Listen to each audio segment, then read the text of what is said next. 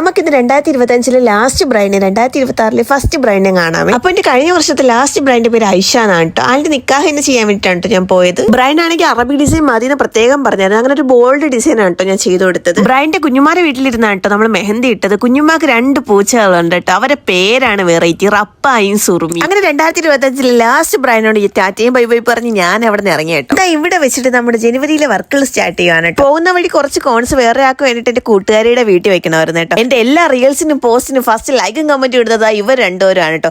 എന്നെ ഏറ്റവും കൂടുതൽ സപ്പോർട്ട് ചെയ്യുന്നത് ഇവരാണ്. അങ്ങനെ നമ്മൾ ബ്രൈഡിന്റെ വീട്ടിൽ ഇതോ അതാണ് കേട്ടോ ബ്രൈഡിന്റെ വീട്. എന്നെയും കാത്ത് അവിടെ ഒരു ട്വിസ്റ്റ് ഉണ്ടായിരുന്നു കേട്ടോ. എന്റെ വാപ്പാരെ കൂട്ടുകാരന്റെ മോളാണ് എന്നെ ബുക്ക് ചെയ്തത്. അവളുടെ ബെസ്റ്റ് ഫ്രണ്ട് ആണ് കേട്ടോ നമ്മുടെ ബ്രൈഡ്. അവൾ എനിക്കൊരു ക്ലൂ പോലും തന്നില്ലായിരുന്നു കേട്ടോ. അങ്ങനെ ചെന്ന് പറഞ്ഞ് വർക്കൊക്കെ സ്റ്റാർട്ട് ചെയ്തു.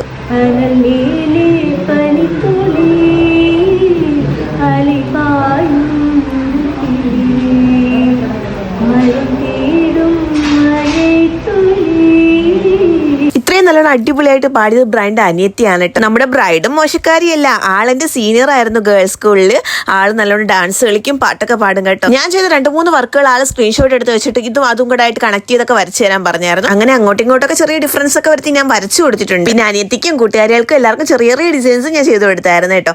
അപ്പൊ ഇത്രയേ ഉള്ളൂ. എന്റെ വർക്കൊക്കെ ഇഷ്ടപ്പെട്ടെങ്കിൽ നിങ്ങൾ ലൈക്കും കമന്റും ഫോളോയും ചെയ്യാൻ മറക്കണ്ട കേട്ടോ. അടുത്തൊരു വീഡിയോ കാണാം. Tata bye bye, see U.